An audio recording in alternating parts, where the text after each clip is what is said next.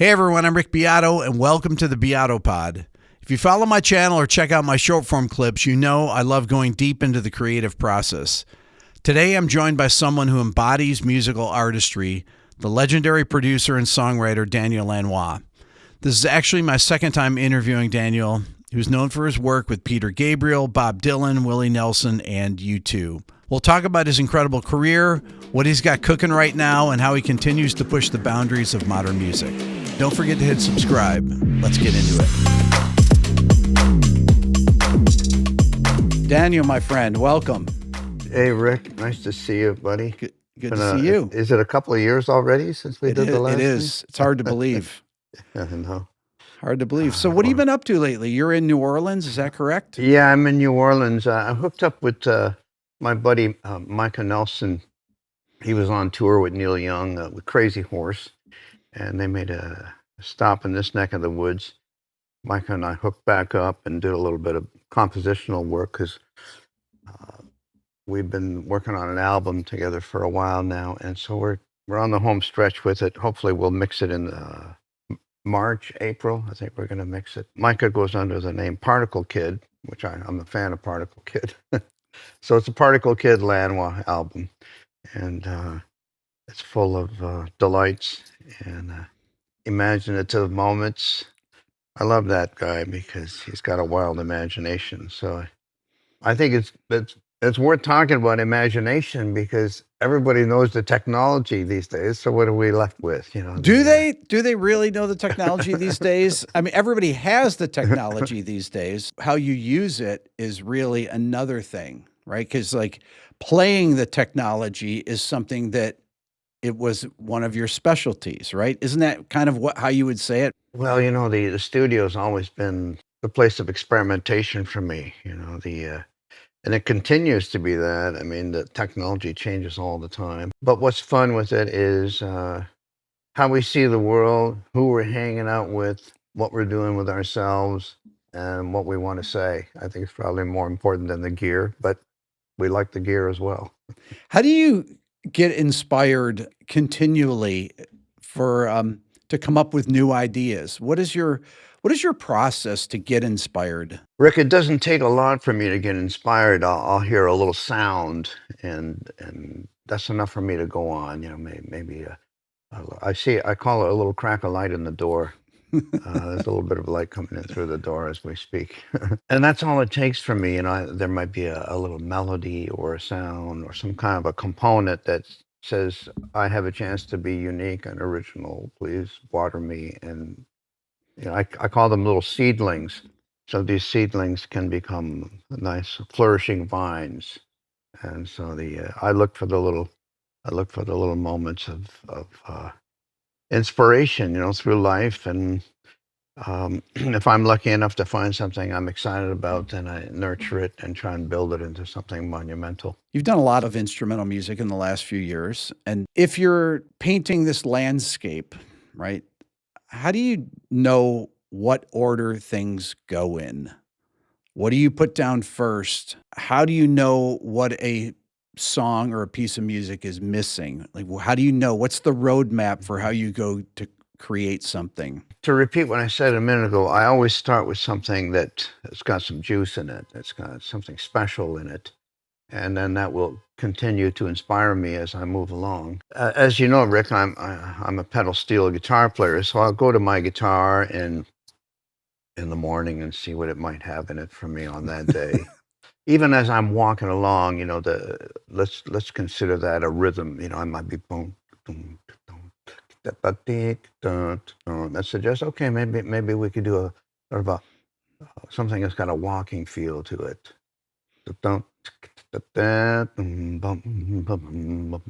Give me fever. It's okay. Fever comes into my head. And then I see characters as I walk along the street, and the characters they speak to me, and because people are inspiration. I went for a coffee this morning, and I saw some lovely folks, and there was a lot of optimism in the air. On a busy corner, people are going to work, and so I might choose to write something about, you know, the get up and go of it all, and being excited about work. I get excited about my music, but I see other people excited about what they do as well. So it's just a wonderful world out there, and so the music comes to me um, because the world is a fascinating place and it never ceases to amaze me. And so I just try and embrace what of it I can. It might be a little melody, dum, da, da, da, dum, dum, dum, dum, dum, dum, dum, da. Now we're in waltz time. Yes, let's make a waltz, Rick. Rick Beato is my waltzing in the morning and time. So we can make a little tune, you and I, right now, and a little waltz. Waltz to the pace of life. There you go. So, speaking of lyrics, is your process for writing lyrics, is this something that evolves when you have a finished piece of music? Or is it a tune that you actually build an arrangement around? Is it a finished idea typically? Lyrics usually come from a subject matter. I wrote a song about my brother, and it was about the travels that we went through on our motorcycles, and my opening line is black ice was everywhere at every corner, but we didn't care. Silver riding with you, my Silverado. So where I come from, we have such a thing as black ice. I know black ice. Being in Rochester, from Rochester, I know about black ice. Okay, all right. Black ice is such a great descriptive term. You know, it's really evocative. It is evocative, and the fact that you can't see it because black ice, the ice is clear, and I guess we talk about it being black because of asphalt, and we're That's going to be right. on the road, and you might not see the ice because it's fresh ice, and so it's the most dangerous one because it just like a mirror, you could really have an accident on black ice. So it's a point of reference for something that's very dangerous. Black ice was everywhere at every corner, but we didn't care because we were invincible as young motorcyclists, and it really represented the power of youth. And because my brother and I started riding very young, so we thought we were invincible, so we could go anywhere. I still feel invincible to a degree, Rick, but I'm I'm a little more careful than I used to be because the pitfalls are more evident. I'm curious.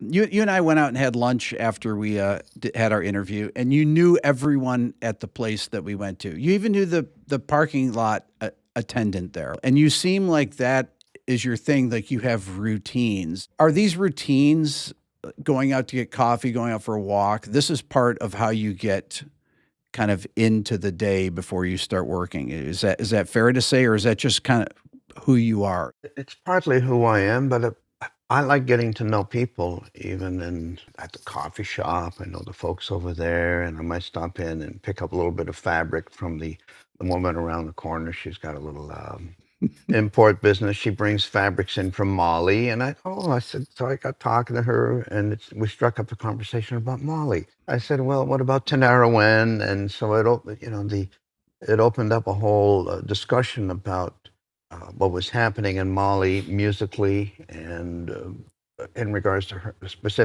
specifics of her passion. She knew a lot about natural dyes, and we got talking about what is a natural dye. Oh, you might choose turmeric rather than a chemical, and so on. So it opened up a whole discussion about the beauty of availabilities from nature. I really admired her position, and so I saw a song in her. And if I did not stop to talk to her, or we hadn't had a discussion about fabrics and dye, we might not have talked about Tanara Wen and so on and so on. So there's a lot of songs in people.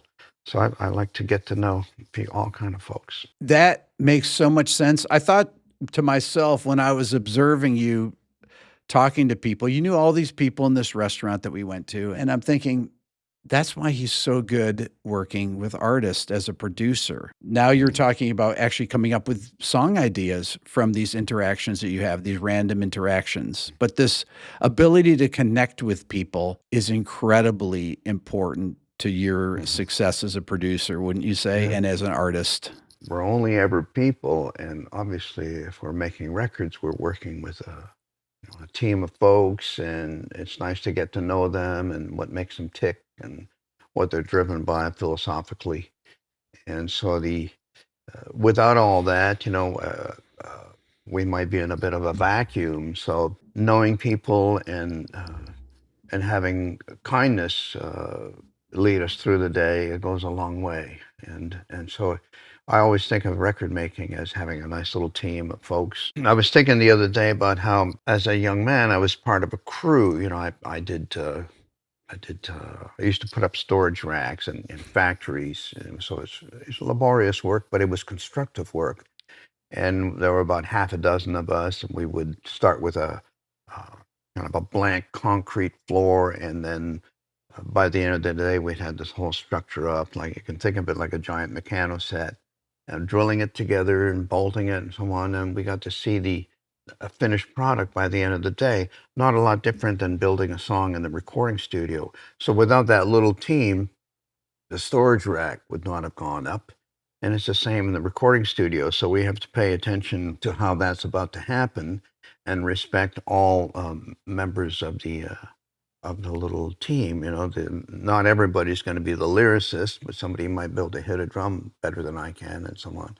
So we maximize people's talents, uh, but you got to get to know people before knowing what to draw from them. You play a lot. We talked about this the last time that we chatted. You play a lot on the records that you produce.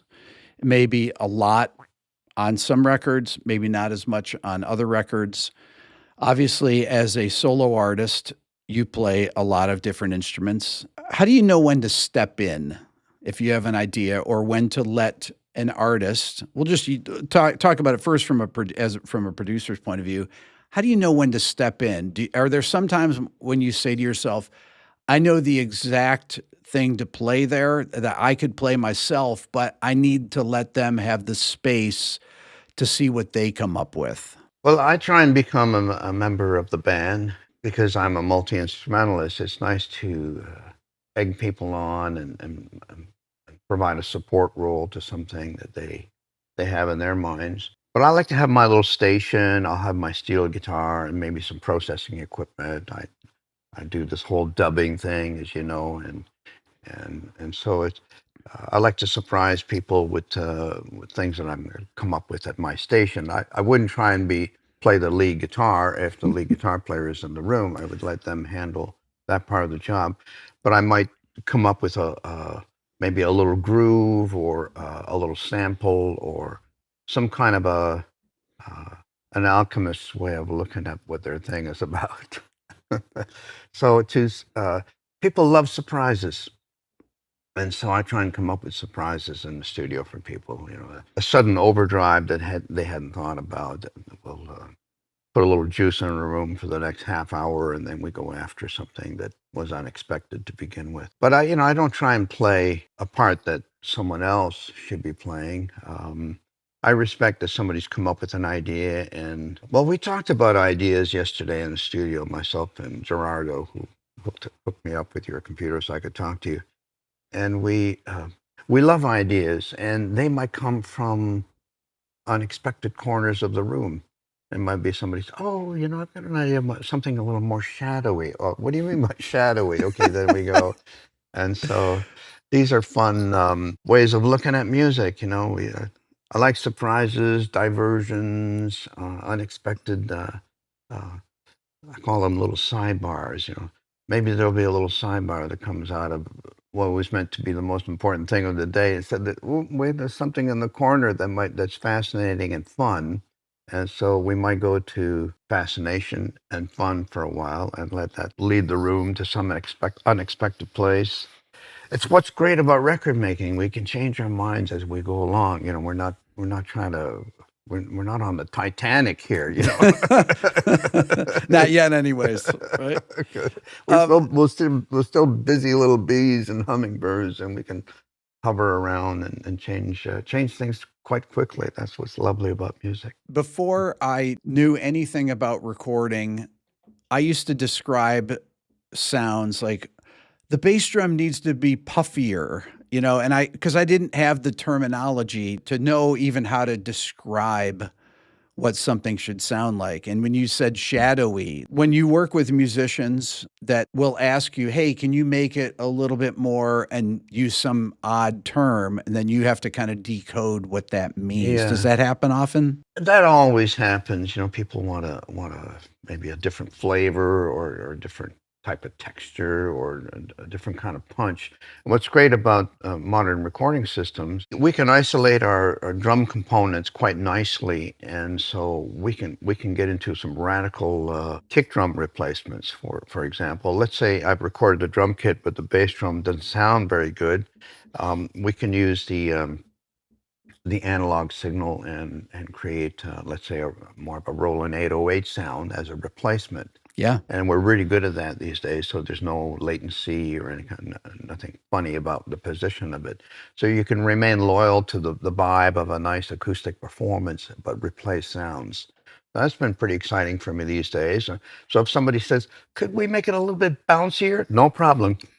You like this one? Okay, let's put it in. So we're at that place with technology that sound replacements are easy to come by, and that can get us out of trouble. If the bottom end is not happening with how I record the bass drum initially, then we can find a replacement with a whole menu of replacement sounds. And I like modern bass drum sounds. I like hip hop sounds and more chesty sounds. And so if something is not working in the bottom end, we have a lot of ways to fix that up these days. Is this something that you could have even imagined back in the 1970s, 1980s, working on records, that you'd be able to do the things you can do today? I was flirting with sound replacements even in the 80s. I had a little box, I think it was a Simmons box, and it was essentially more of an electro companion to an acoustic bass drum. Let's stay on the bass drum. So I was able to add a little bit of oomph through this box that I had at the time. So sound replacements have always been something I was interested in.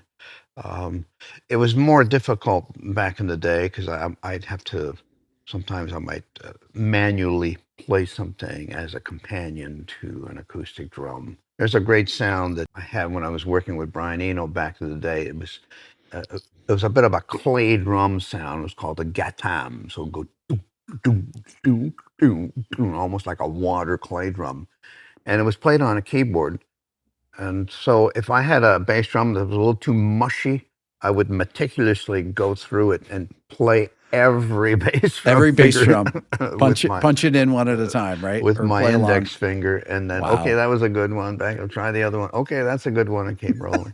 So the sound replacements and enhancements have always been part of my thing, and yeah, it's faster in modern times, but I don't know if anybody cares about how fast the record was done or what Right. technique you used to get the sounds. People just want to hear the magic ultimately. So we're in the magic business, aren't we, Rick? We hope to That's get right. to it.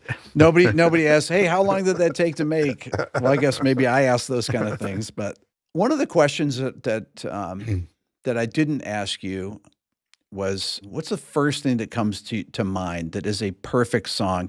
The way a subject matter is approached is interesting to me in song. Lucinda Williams wrote a beautiful song. The line, "See what you lost when you left this world, this sweet old world.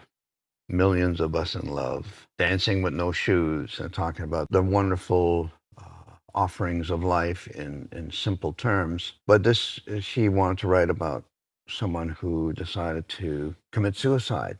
And she's saying, "See what you lost when you left this world, all of this that we had to offer, and you would do that." So to reprimand somebody who was minded to go there, I thought that was a very sweet way to approach a subject, a very heavy subject matter. I found my thrill on Blueberry Hill when I found you. Isn't that says a lot? Perfect. That says it all right there. And so oftentimes one line, we came up with I muttered a line yesterday. It might be partly a steal. I don't want to wrap my arms around the world. I want to wrap my arms around a girl. So point of that, don't try and take on too much, or don't try and take on something you can't do anything about, but you might be able to do something about the love in your life, and that will change your morning and your day and your week and your family, and then you can do something about wrapping your arms around the world once you've taken care of your girl. I wanted to play some of your music today and talk about it. One of the tracks that's off from your Red Dead Redemption soundtrack, I guess you'd call it. It's from the video game, Red Dead Redemption 2. Play this track here.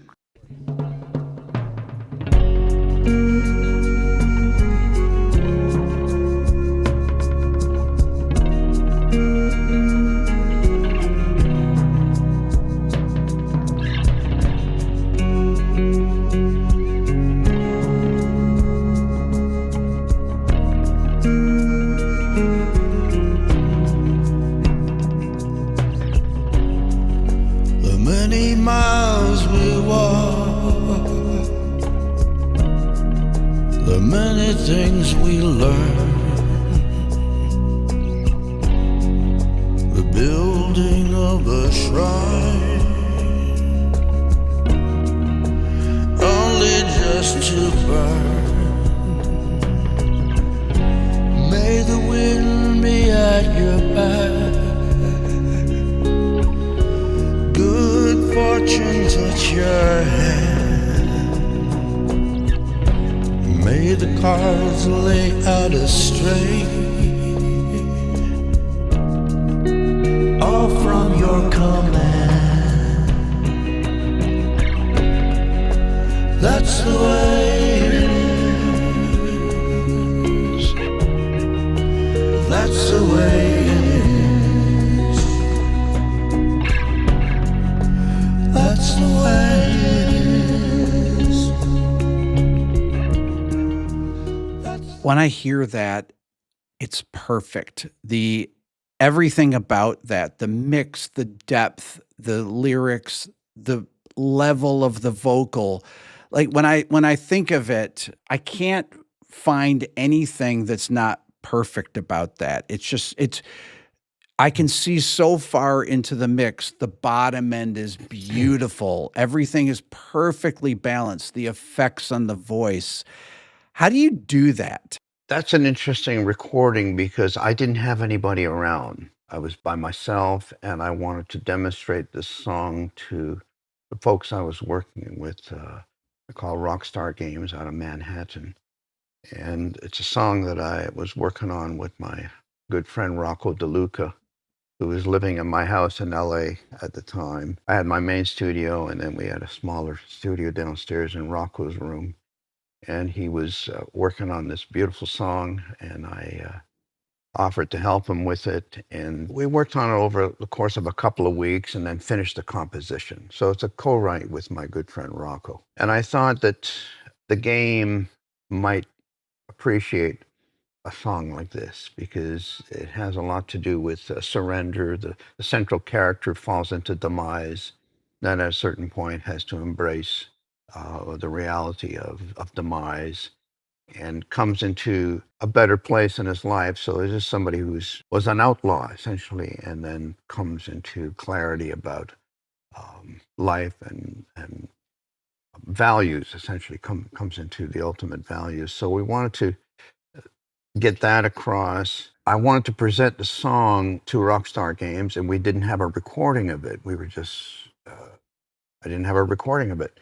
So at this point, I was in Toronto, and I said to Wayne Lorenz, who I worked with, I said, just plug in, give me an 808, boom, boom, boom, and just a pulse, like a heartbeat pulse, and I'll play the guitar and sing it. So it's a live vocal and acoustic guitar to a little 808 pulse. And then I overdubbed everything myself. Is the bass a synthesizer? Is it the bass is so full and sustaining, but Yes. it's really hard to tell what. Yes, the bass is a Moog Taurus Okay. bass machine made by Moog called the Yeah. Taurus. And they reissued that a few years ago. So I have one of those. So that's playing the bass, boom, boom. What's nice about the Taurus Moog bass is it's quite cinematic as a result. and it sounds good in theaters. It sounds good in headphones. It's not a bass line by any means. Right. So it's just more of a landscape. So it helps to paint a picture of a setting, which is what's nice about the track you just played. I hadn't heard in a while, but it really creates a picture. You think, whoa, it has a little bit of a desert environment. Clearly, I'm using a boom, diddle-a-diddle-a-diddle-a-diddle-a-doo. I'm doing a kind of a triplet high-speed echo that I've put on the drum, so you get this slight bolero sensation from it, and that conjures up feelings of classical and orchestral. And then I just sang some harmonies myself, and there's something nice about when you record everything yourself, it's just from one person, you get a certain kind of result. So I'm hearing the concentration and I just like the term one-point source, whether you're talking about a speaker that's a coaxial or a person that is going to, because there's no one else around, you got to do everything yourself. So there's a cohesion that you get from singularity, and I'm hearing cohesion in this. And then all the things that I do with dubs and textures, and I felt that I had a responsibility to a scene.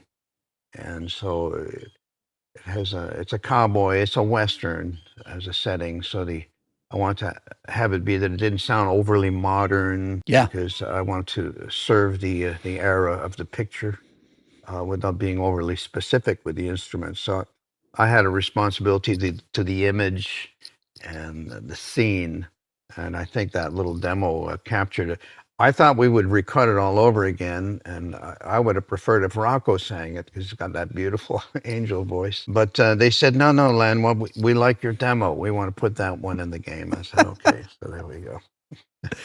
Do you prefer to do to actually have a demo before you do a song in anything that you work on, whether it's one of your songs or if you're working on a record, producing someone? Do you like demos, or do you like to just start from scratch when you have a basic knowledge of the song? Sometimes we're lucky enough to have a demo, and it might have a vibe to it that we wouldn't abandon the vibe. Let's say there's a good beginning to something. Well, let's just build on top of the demo. Maybe the term is antiquated by now, Rick. Yeah. Just because everything we do, any recording we do is potentially viable to become more fleshed out.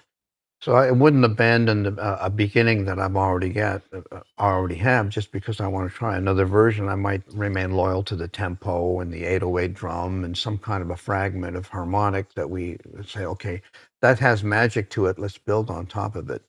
So I don't often have demos that I abandon and then try and do other versions.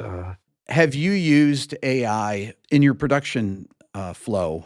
Well, Rick, let me give you an example. A few weeks ago, I got a call from a buddy of mine who takes care of my publishing, and he says, "Oh, we could really use an instrumental version of a particular song to pitch it to a filmmaker." I didn't have an instrumental mix. I thought, God, what am I going to do? And Wayne sent me something. He says, "I've removed the vocal with AI. See what you think of it." I received it, played it, and it sounded beautiful. I said, okay, well, you just saved me a lot of work.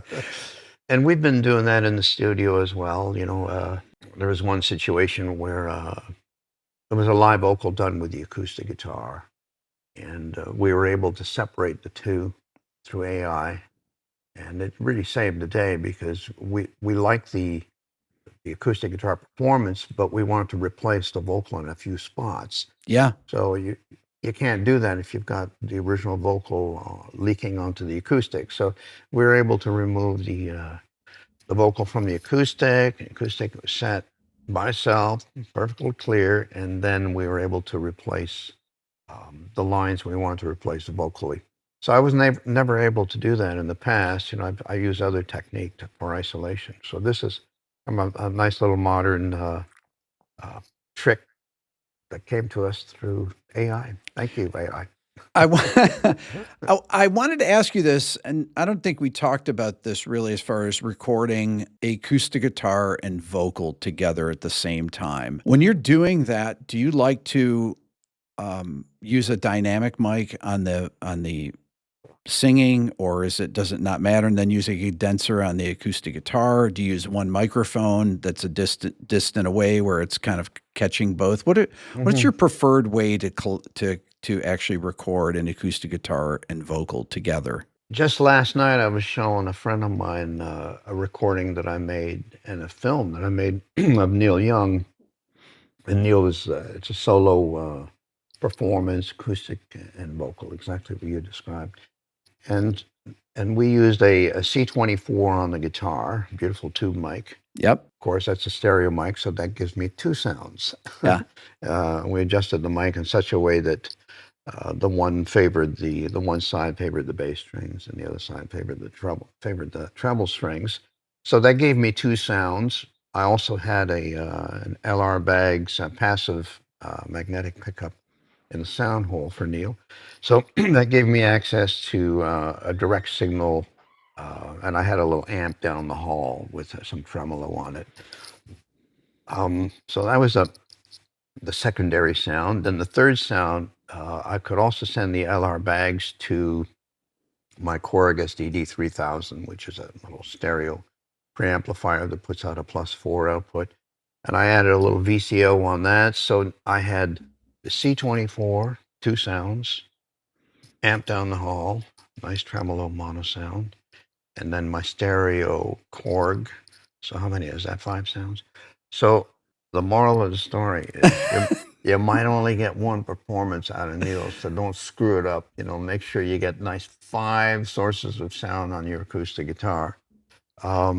Vocally, I still use my old Sony C37A as I used on Neil, and he sounded beautiful on that. So I thank my lucky stars that it was still working and I was getting a beautiful sound. We wanted to make sure that we had as much sound as possible. I was very happy with the sound we had on the vocal, but to repeat what I said, 5 different sounds on the acoustic. So if one of them screwed up, I had 4 others to go to. Okay, with the C24 on an acoustic, I've never used that on an acoustic guitar. I've never thought about using it. Well, I don't have a C24, but it's a beautiful stereo mic, great on piano. Do you position it from the side or up and down, or what? How do you?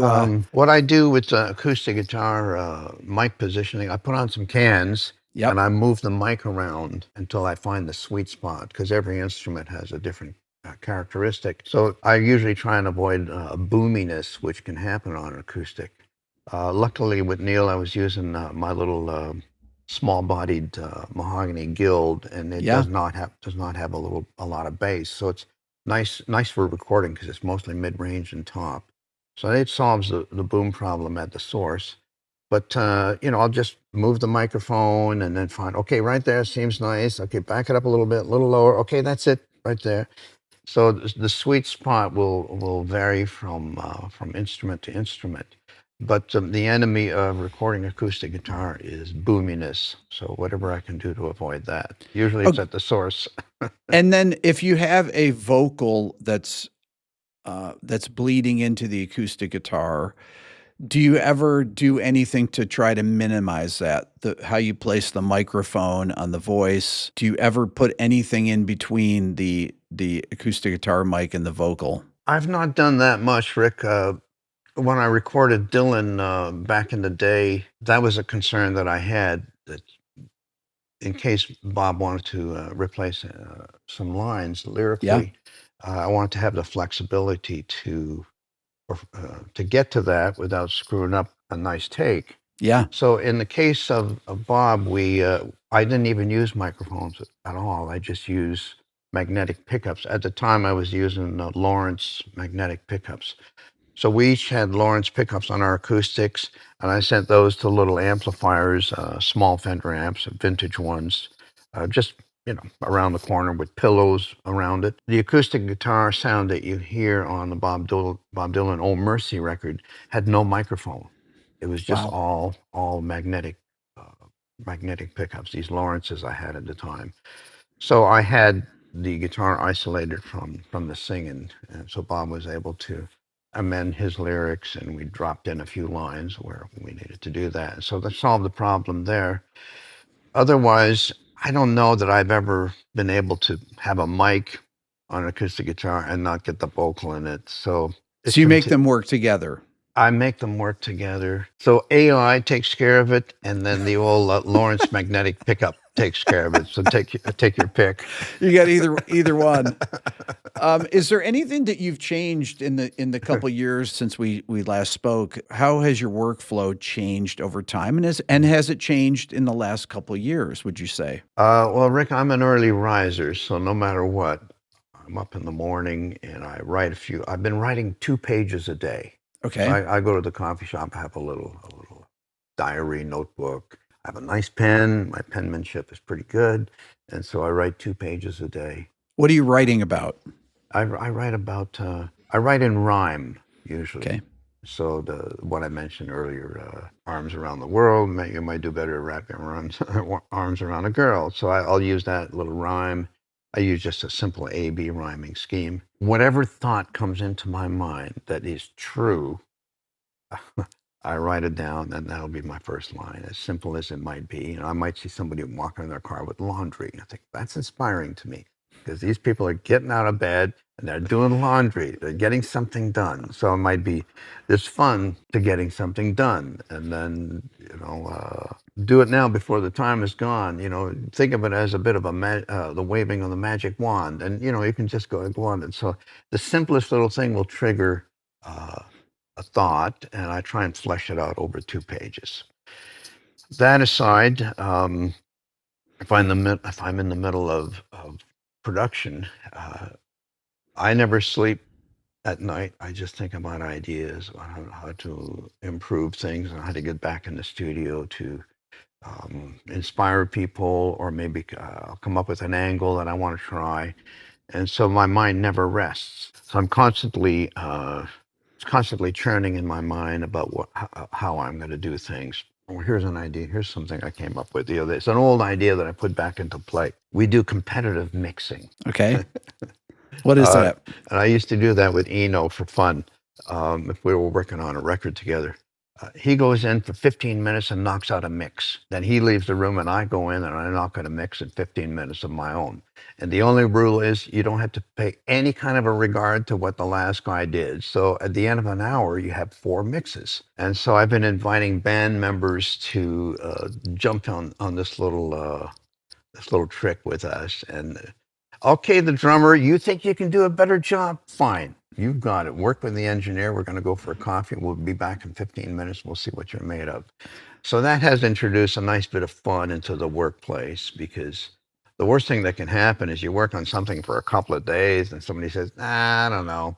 So keeping people involved, excited, and using little tricks like that to keep a bit of fun in the air goes a long way. In 15 minutes, you can probably get through a song a couple times, 3 times maybe.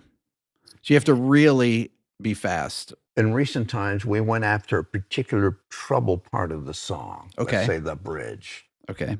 Everybody's got an idea about what the bridge should be. Okay, you got an idea about the bridge? I'll leave the room and you pull it off. So sometimes it'll be a component of the song rather than the entire song. Since we talked last, you've released a couple records. I think you were working on your piano record at the time.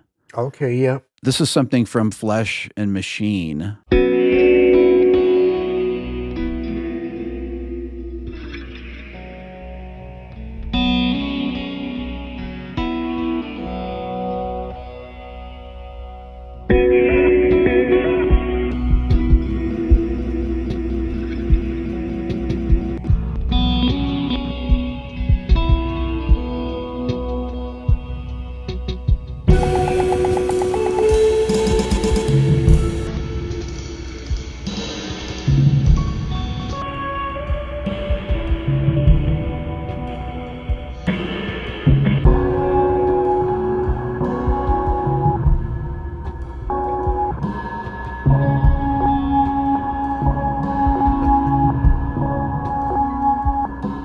Wild. What?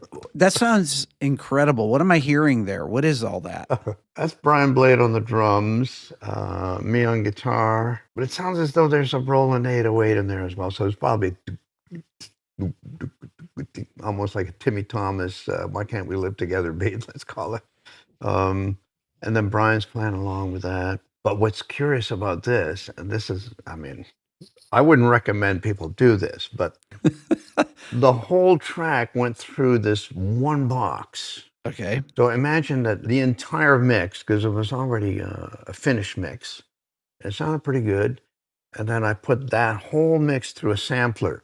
And the sampler has two outputs. I always kept the one output with no sampling and no, just like a direct signal going through. Okay, so the Yep. right channel always has the mix as it was done, so it's loyal to the mix. Then the other side, I can sample as it goes along. So, so I just That's how you're getting that. yeah, That's amazing. I'm just pushing the button. I said, okay, that was pretty good. Now take off the button.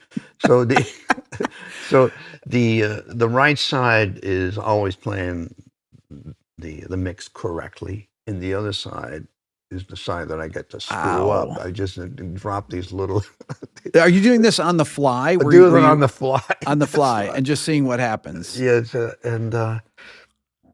an idea that I got from Eno when he was in Roxy Music. On stage, he would have the ultimate signal, the entire band signal. Before it hit the front of house, it would hit his effects devices. So he was able to do it, the very thing I just talked about. They suddenly go into like a sampling mode or some kind of a wild modulation, or something that you do to the entire mix. You don't do it to just one instrument on the mix. So that's what you're hearing in there. That's why that one sounds so radical, that it's so Yeah. whacked. And but we like wacky things, don't we, Rick? We do. The element of chance, this is an important thing. Doing things on the fly and just seeing what happens, the performance of it. Isn't it nice to get big results out of a small move? So what we talked about with putting a whole mix through a sampler Yeah. is not, it's not the kind of thing that would be recommended, No, in the studio. Go like, that's why you say "What?" don't do this at home, right? Because the fidelity might not be good, and the sampler is some old 16-bit thing, but I think humans like organics, buy foods and otherwise. As we're walking along, something that the wind might have a little bit of, the answer might be blown in the wind. So you want to make sure that you got your microphone on. But everything that gets said about high fidelity and high res and all this, I think humans like things that are a little bit muffled down, because it suggests that there might be some depth to it. We could use the photographic term one more time. Depth of field is nice in pictures and in music. So not everything has to be glistening on the forefront with high fidelity. No, it's okay if something's a little bit muffled in the distance. So that's what we're hearing in the track you just played. There's as I go to the sampling of it, the samples are probably very, very low fi. Yeah, low res, uh, low yeah, bit rate. low bit rate. Thank you, Rick.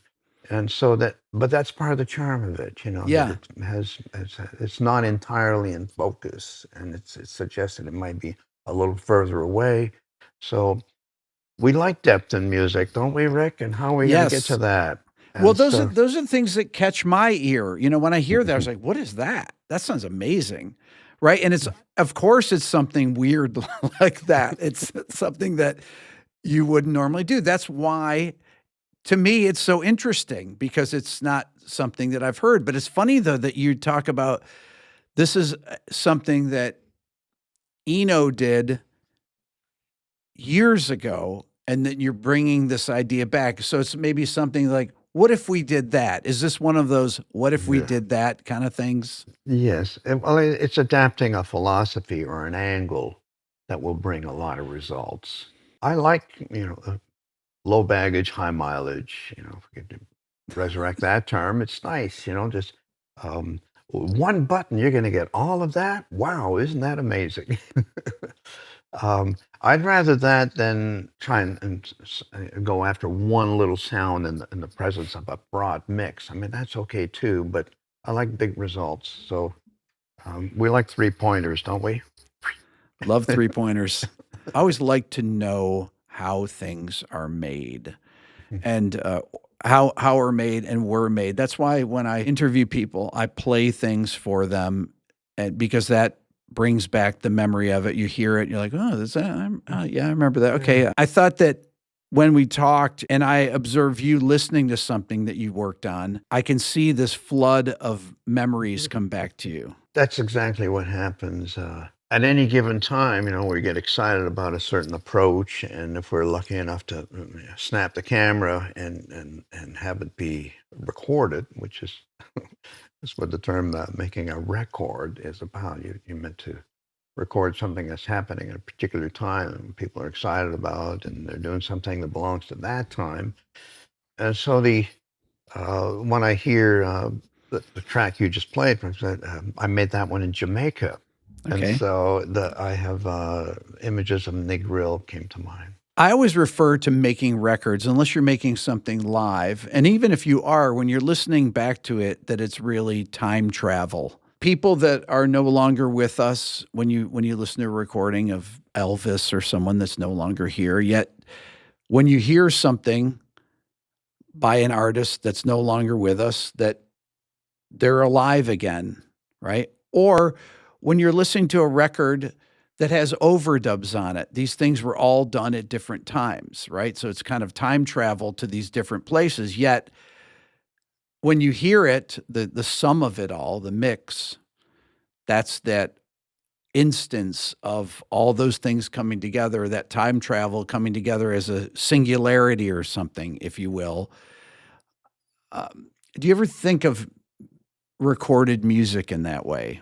I certainly think about chapters of life and things that were works that were gotten to, were completed at a moment of excitement. And the time travel part, it gets interesting because I believe that the most significant works live on and they keep touching hearts, and that becomes a responsibility of that work. When we're gone, we hope that the magic that came to us, and if we were lucky enough and smart enough to document it somehow, we hope that that'll keep touching hearts and keep inspiring people along the way. I heard some Professor Longhair last night in a friend's car. I hadn't heard much of his singing, and it was really beautiful. And it touched me deeply. And I thought, I don't need any more food for a while. I'm okay with Professor Longhair for a couple of weeks. I don't need to hear anything else. And that is enough for me to, that's enough gasoline for me to run on for a good bit. And that bumps into what a friend of mine, she wrote an essay about noise, about modern times. You hear music everywhere, every coffee shop. You're pumping gas and you're hearing music. You're at Walmart and you're hearing music. I'm just trying to do my groceries and I'm hearing music. And you wonder about the role of it at a certain point. And so because Rick, I'm a lifer. This is sacred ground for me. I love music. It's my entire life.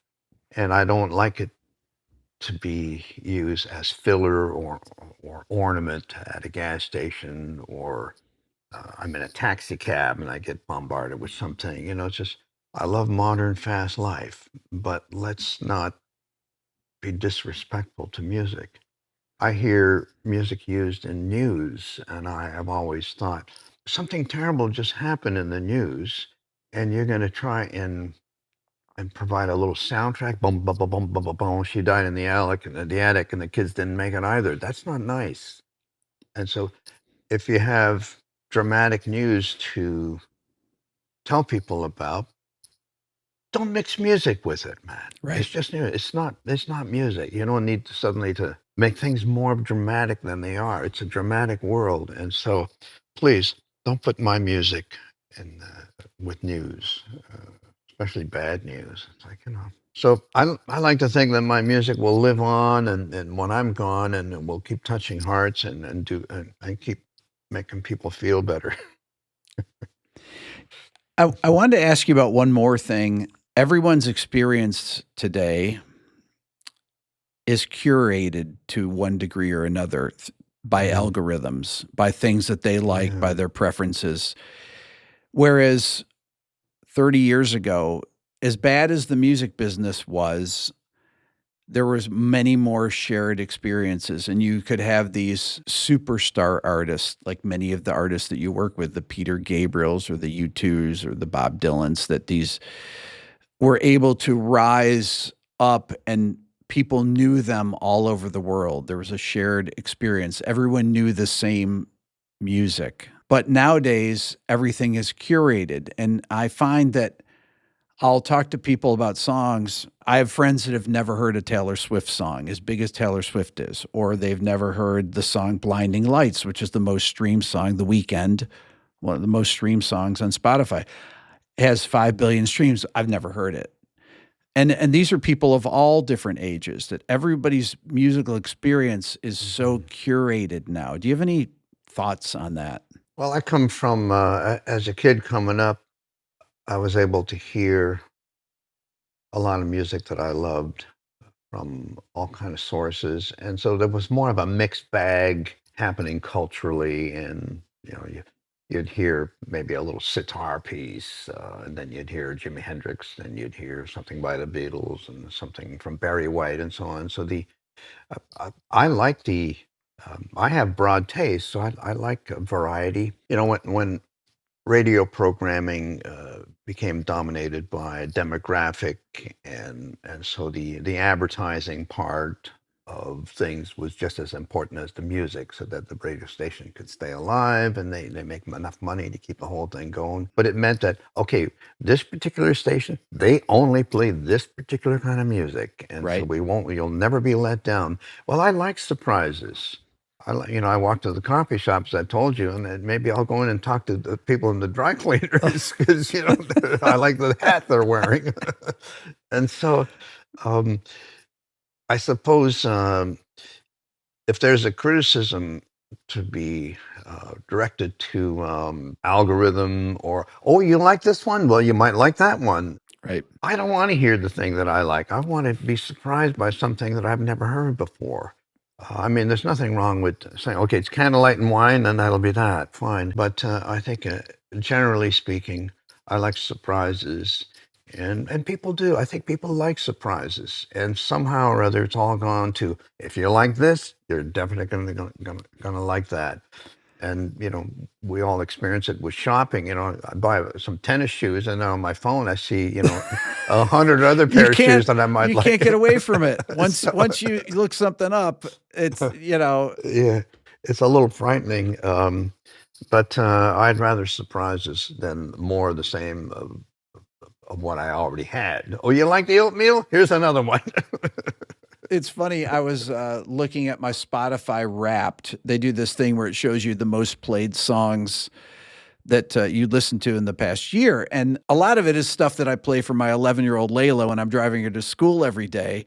Because the repeated thing, oh, can you play this song? Can you play that song? Or if I'm making a video where I'm talking about the top 10 pop songs that I might listen to once every 4 months, just to kind of check in and see what it is. And it's funny that this is what Spotify thinks that I like are my favorite songs of the year, because they're things that I happen to listen to or that I'm using for research. But this is all under that same thing, the algorithm. And I was like, why am I getting all these teen pop things on recommended to me? And I was like, oh, that's right, because Layla and I have listened to this on the way to school. Okay, yeah. Right. So that's part of this. If you like this, then you'll like that thing. I guess it's always been like that since iTunes started. They, other listeners listen to this, and it's the genreification of music there. And although I think we're kind of beyond genres now, that's my new theory, is that everybody just kind of does everything and just puts it all together now. Well, I think you've hit on it there, Rick. Isn't it nice that people are pretty open-minded, even in the presence of these boxes that have been built by algorithms, let's say. I'm hearing great Latin grooves showing up in pop music, and that wouldn't have happened at one time. So I think you can do whatever you want these days. Somebody might put it in a certain box ultimately, but isn't it nice that we can just, oh, I like that Cuban rhythm. That little Mexican bass line might be nice. So I think we, as artists, we can do whatever we want. and then they can put them in the boxes that they want after. But I won't be thinking of boxes while I'm making stuff. So what do we have to look forward to as far as music that you have coming out? Do you have any? Are you working on any of your own music right now? Yeah, Rick, some years ago, I put out a record called Belladonna, Oh yeah, and it's become a favorite. It does very well in the streaming world. And so I have enough music now for a belladonna too. So I excellent. want to treat it like a little Danny's own little in-house brand, belladonna too. And this will be I'm developing a business relationship, a new relationship with Warner Brothers. And so we're excited about the re-release of Belladonna 1 along with the Belladonna 2. And it might be a chance to put out a double pack. Um, so I'm excited about that because it's instrumental music, it's I exotic love it. music, and it's cinematic. It creates pictures. Um, I just have to live up to Belladonna 1, and I think I've got the goodies. And so that'll be likely the first thing that I do with this new business relationship with Warner Brothers. Um, Lovely people who want to put out uh, good work. And so I'm excited about that. I mean, I have songs, singing songs on the go as well, but I'll probably put out this Belladonna too initially to keep the fire burning. Great. Well, when that happens, maybe we can get back together and chat again. Yeah, of course, Rick. It's always nice to speak with you, Same. um, and give me a call anytime. You know, I'm only a cup of coffee away. Perfect. Sounds great. Great to talk to you today. Yeah. Thanks, Rick. Talk soon. Okay. Bye bye now.